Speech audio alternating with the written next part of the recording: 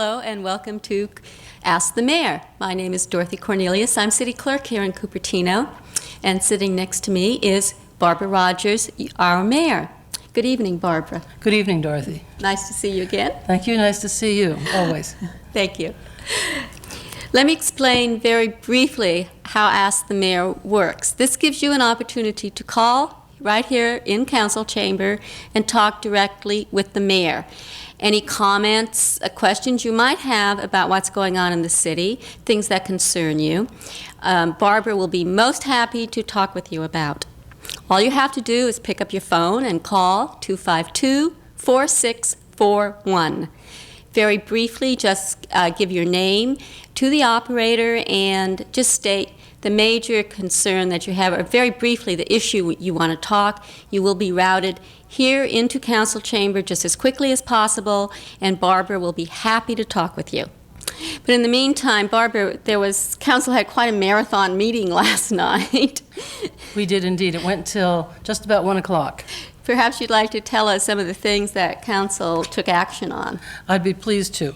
I think the items that those of you who are watching and listening will be most interested in hearing about are that we set the Golden Triangle Task Force meeting once again. We have postponed it twice because all of the council was not able to be present. We think it's a very important issue at whether or not to go into the Golden Triangle Task Force composed of the cities of Sunnyvale, Santa Clara, San Jose, Mountain View, and Milpitas. Anyway, that study session will be held on August 19th at 7:30 in the evening, immediately following Ask the Mayor in 2 weeks. We had the schedule for the residential hazardous waste pickup. You may recall that we did it last year. People took their hazardous wastes, their household poisons, paint remover, and so forth, to De Anza, to the recycling center. We went in with the cities of Los Altos and Mountain View on a 2-year program, and we will be able to use each other's on the specified day. For instance, Mountain View is having theirs in October of this year, and that date will be given later when we know it. And people from Cupertino will be able to go to Mountain View and take their household poisons there if they care to. The day in Cupertino will not be until 1986, and that will be in July. And that's quite a time to wait, but that's the way the agreement worked out. We had a resignation from the Library Commission, Pat Ryan. We regret that, and we have set application deadline for the Library Commission applications for September 19, and we will be interviewing prior to the council meeting of October 6. So those of you who are interested, you might call the city clerk to get your applications. We had a report from council members Gatto and Plungy on the Eaton Traffic Committee proceedings, and upon hearing what their conclusions were, which were essentially to go back to the permanent closure during peak hour only west of Whitney on Pacifica, thank you. But we need to have a public hearing for that. So we've scheduled that for September 2, and we will be taking testimony from anybody who's interested at that time. May I just make a comment here, is that for those who do live in the area, the city clerk's office will be sending out letters. We hope to hit as many of you as we possibly can, which will give all of the recommendations of that committee. So people will have the opportunity to find out what's being recommended. Right. Barbara, you had such a busy meeting last night. It was incredible. We had an appeal of the Planning Commission approval for the smog doctor smog station on the corner of Homestead and De Anza. The Planning Commission had recommended that they have reciprocal ingress and egress with the adjoining properties when those properties developed, and that the fees that were requested to be waived would not be waived. That was appealed to the council, and we upheld the Planning Commission. We also had Barclays Bank, and we granted the use permit, and that's a little bit involved. That's the Barclays Bank that's on De Anza Boulevard. and sticks out a little bit so that it's hard to have 3 lanes going all the way through to the north and across De Anza Boulevard. We want to widen De Anza. To do that, the other commercial properties have been demolished, but Barclays Bank wanted to remain there, and because we felt it was more important to have the 3rd lane there than to have the usual amount of landscaping, and because we had to deal with Barclays really not wanting to move, we did the best we could under the circumstances. They're going to have street frontage, really street frontage, but they're going to take off part of the building, landscape, and restripe the parking lot. And that will give us the opportunity to have indeed 3 lanes going north, and we'll also put in a 4th lane southbound on De Anza, which should help considerably. And that should begin around November, I would judge. We had another appeal. Architecture and Site Control had denied the Gemco sign that was proposed where the present pole sign is. It was proposed to be somewhat smaller and somewhat shorter, but ASAC denied that request. They appealed it to us. We agreed in theory with ASAC, but upheld the applicant because we felt that it was very important for Gemco to be able to do their total change in their image, painting, new colors, landscaping, and so forth, and that without this sign approval, the whole process was in jeopardy. So we granted it for the applicant. It was actually a very attractive sign, especially Yes. in comparison to what is presently there. That's true. And it may be that it won't be too visible amongst all the trees there, but they wanted it, and we decided that was the best under the circumstances. We had a report back about the noise and cooking odors from Orchard Valley Marketplace. There's been some improvement. There needs to be more. So we asked for another report in a month concerning possibly raising the wall along the border with the neighbors, looking at measuring the noise levels to see if they are in conflict with our code, and also getting county health out to check again about any health violations. And we hope that even though this seems to be a lengthy process, we can get it pretty well satisfied. One thing that took a great deal of time was discussion of setting up a redevelopment agency. And the city of Cupertino had never really seriously considered it before. And the reason it came up at all is because we have had overtures from the people in Rancho Rinconada asking about possible annexation to the city of Cupertino. The streets in Rancho Rinconada are not maintained at the same level as Cupertino city streets. And if they were annexed and did come in, it would take between $500,000 and $1 million to bring those streets up to the level of Cupertino city streets, which would be a big drain on the city budget. With redevelopment, we would be able to have what they call a tax increment, which is the difference between the base assessed evaluation and how much the assessed evaluation is raised because of development. And a small percentage of that is diverted from the usual recipients of tax monies, like schools, cities, county, fire districts, and would go to the redevelopment agency. And we feel that that would give us the ability to take care of the problems that are in Rancho, and that's all dependent really upon their wanting to annex and come in and their being able to. We are thinking in terms of focusing the area in Rancho and immediately surrounding it, Valco, rather than the whole city. And after a great deal of discussion, we decided not to go through the usual process, which is rather lengthy, but instead to work towards putting it on the November ballot to have an advisory vote of the people here in Cupertino to see if they wanted it or not.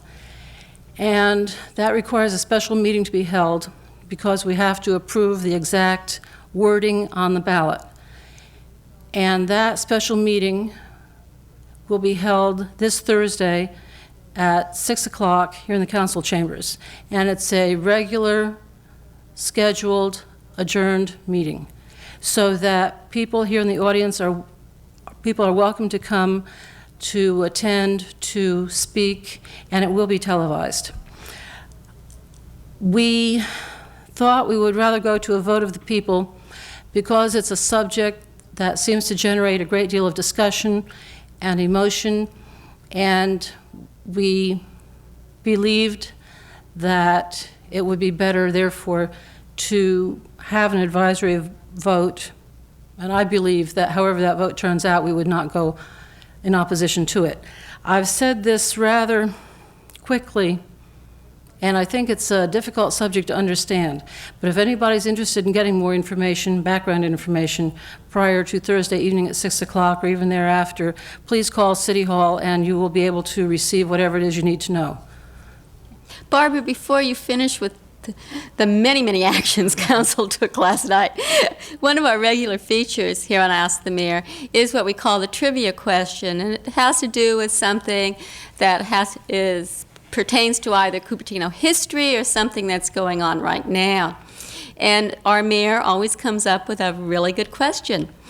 So after Barbara gives you that question, if you think you have the answer, please call 252-4641, and the person with the correct answer who calls in first receives one of our Channel 30 T-shirts, either in white with the teal logo imprinted, or in teal with our logo imprinted in black. And these are really great T-shirts. I know I love mine. So, Barbara, what's our question tonight? Our question tonight is, who is the famous founding father of the monthly Cupertino scene? Any clues for us? We do have clues, but I almost think we don't need them. Should I? All right. Why don't we wait and see if someone But I calls will in repeat quickly. it. When the Cupertino scene became a monthly publication, who is the famous founding father of that event? Okay. As I understand it, someone who served as the writer for quite some time also. I know I just gave a clue. Okay. That's all right. Barbara. That's all right. We have to have a winner tonight. I know. Well, it's fun to have winners. Absolutely. Okay, so if you think you know the answer to that question, please call us right here, 252-4641. Or if you have a comment or a question for Mayor Rogers, we recommend that you call in as quickly as possible because the time has a way of fleeting by, and then sometimes at the last minute we get a lot of calls. So please call 252-4641. Barbara, you want to tell us some of the other things council did last night? Surely. We decided to establish a centennial committee to commemorate the signing of the Constitution of the United States. And that anniversary will occur on September 17, 1987, and we want to celebrate that. I know we do, and there's lots more to talk about on that one. But first of all, I think we should take this call. Hello, and welcome to Ask the Mayor. Hi. Hi. How are you? Fine. Is the answer Jim Jackson? Yes, it is. See, that one was too easy. He'll be delighted that you were able to guess it so quickly. Did you have anything else you wanted to say or ask, or was that it? No, that was it. Okay, well, thank you very much. Okay, bye-bye. Thank you. Okay. Barbara, I know you must have another question in your little bag of questions. Yes, we felt as though that one might be very quickly answered. I wonder who out there knows who the first mayor of Cupertino was. That would have been in 1955. That's not quite so easy. Okay. But some of the historians locally may right. very well remember. That's right. So if you think you know the answer to that one, 252-4641. We'd be delighted to have that one answered. All right, Barbara. and the Bicentennial Committee regarding the signing of the Constitution of the United States. Right, next September 17 in 1987. We want to have representatives from different facets of the community, and they would plan programs locally in churches, businesses, schools, and so forth to help commemorate this event, because the 200th anniversary doesn't come around all that often, and we think it's really a very important part of our history and something we're all privileged to celebrate. Shall I repeat the trivia question one more time before we break? Before we break, yes, I think that's a great idea. Go ahead. Oh, does anyone know who the first mayor of Cupertino was back in 1955? Okay, thank you. Now we're going to break for just a very short period of time, so think about that, and we'll see you in a few seconds. Hello and welcome back to Ask the Mayor. I'm Dorothy Cornelius, and with me is Mayor Barbara Rogers. If you have anything you'd like to discuss with her, or should you have the answer to the trivia question, please call 252-4641. Barbara, would you like to finish the actions that council took last night at that long meeting? Yes. I'm not really telling you everything we discussed, just I think the more interesting or pertinent items, and I'm almost finished. We reviewed the proposal for affordable housing. That is to help pay for housing for people of low income who are either handicapped or seniors or both. We don't have very much money to spend on this type of thing, but we do have some, and the idea was to decide how bids should come in, whether they should be bids by organizations who would then handle the whole process, or if they would be site-specific bids that would be bid in, and the choice made among those. And we decided, after discussion, to go the route of the site-specific bid with a committee of 5 to review these bids, made up of a member from the city manager's office, the planning director's office, the planning commission, the city council, and 1 resident.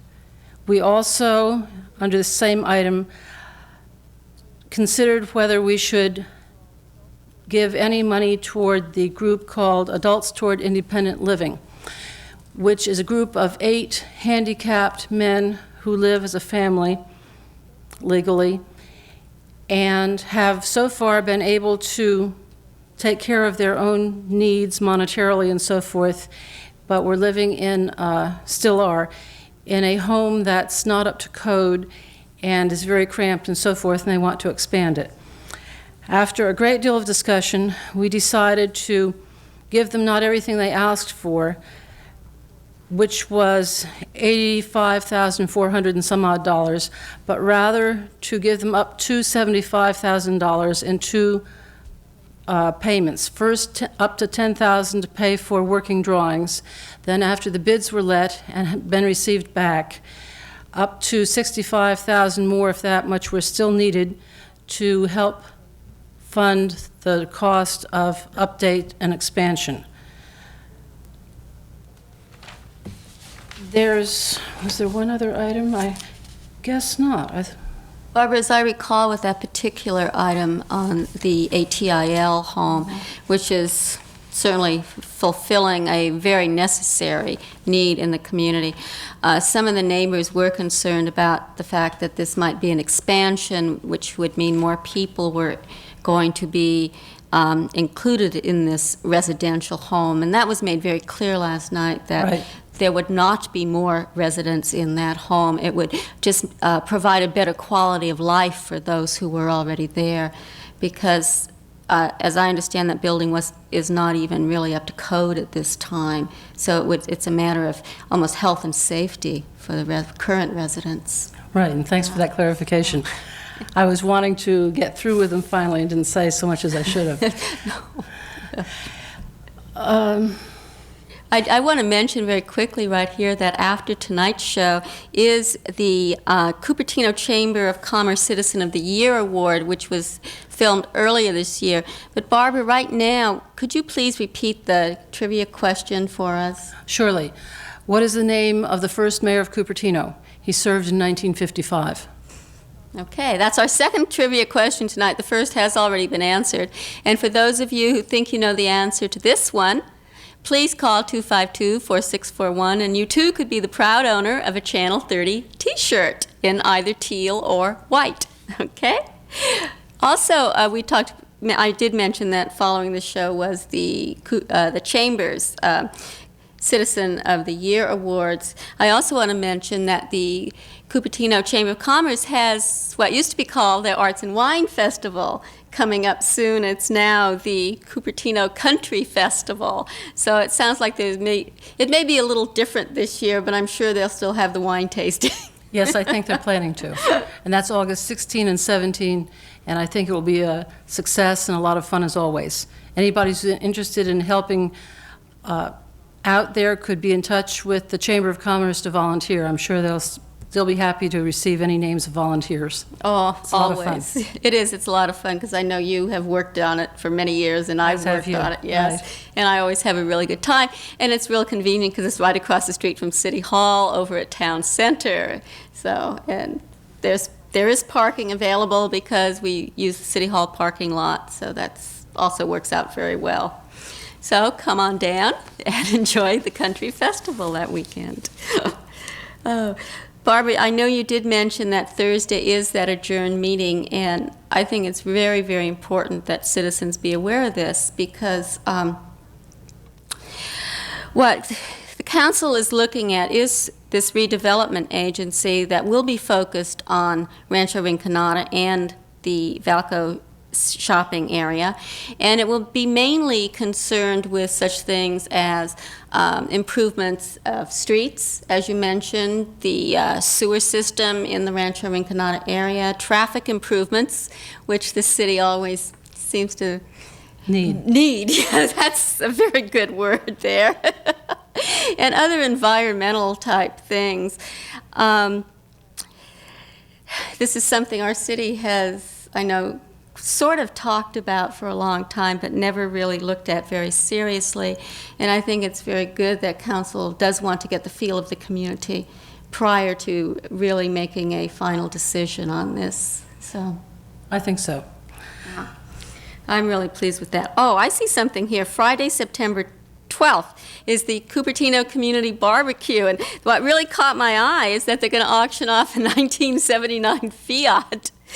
That sounds fascinating. This will be at Blackberry Farm. I wonder what color it is. Maybe I need one. Well, that sounds a lot of fun, and it's only $20 a person. And it supports Cupertino Community Services. And Barbara, I know you are familiar with that. That's it's another really great community organization that fills a need. Sometimes it's very hard in Cupertino because we are a fairly affluent community to realize that there are people who live here who do have needs, and so it is good that we do have organizations that try to help them. Yes. Yeah.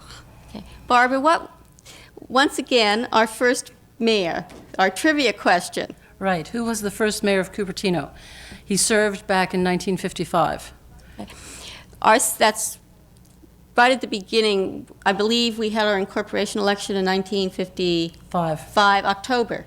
That's when we were incorporated, All right? right. October 10th, I believe. All right, so he must have been appointed at the very first meeting. Yes, To get it in yes. October. That's right. Oh, that's interesting. Now we change mayors in November, as I recall. I think you're correct. Yeah, so that's good. Okay, Barbara, we did not have a Cupertino scene last month, but I know that we will have one coming up in September. And in the meantime, I think it'd be very good and certainly informational for you to watch Channel 30, check our community bulletin board for announcements, as well as ask the mayor.